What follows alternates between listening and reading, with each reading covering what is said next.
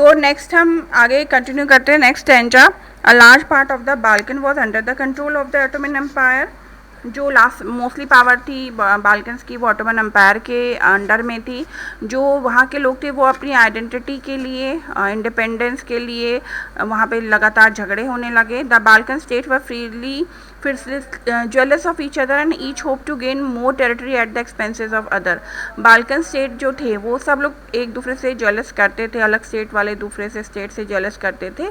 उनको लगता था कि उन्हें ज़्यादा एक्सपेंसिव चाहिए, ज़्यादा टेरिटरी चाहिए। Matter were further complicated because the Balkan also become the sense of big power rivalry. और भी ज़्यादा मैटर बिगड़ गया जब बाल्कन्स खुद भी अपने राइवल से मतलब खुद ही लड़ाई होने लगी वहाँ इंटरनली। उस समय पर जो था there was intense rivalry among the European power over trade and colonies as well as naval and military might. उस समय पर यूरोपियंस पावर भी स्ट्रांग हो रही थी, वो लोग भी ट्रेड और अपनी कॉलोनीज बनाने के लिए मिलिट्री कैंपेन चला रहे थे। तो दिस राइवलरी, ये जो राइवल है, ये जो लड़ाई है, ये normally Russia, Germany, England, Australia, Hungary was keep on countering the hold of other power over the Balkan and extending its control over the area। ये सब लोग जो हैं ये बाल्कन्स के ऊपर कंट्रोल कराना चाह रहे थे और साथ साथ अपने एरिया भी बढ़ा रहे थे। This led to a series of war in the region and finally the First World War. तो ये जो सीरीज़ ऑफ वॉर्स बाल्कन के अंदर होने लगी एक दूसरे नेशन से, दूसरे स्टेट, दूसरे रीजन में, तो इसका जो रिज़ल्ट हुआ वो हुआ कि फाइनली 1914 में फर्स्ट वर्ल्ड वॉर जो है वो स्टार्ट हो गई।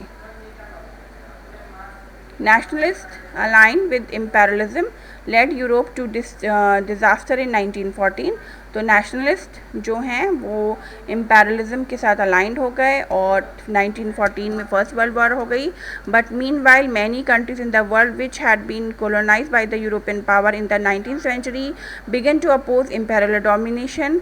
बहुत सारे ऐसे कंट्रीज़ जो कि उस समय पर यूरोपियंस की कॉलोनीज़ थे, वहाँ पर वो सब इम्पेरियल डोमिनेशन को भी अपोज करने लगे।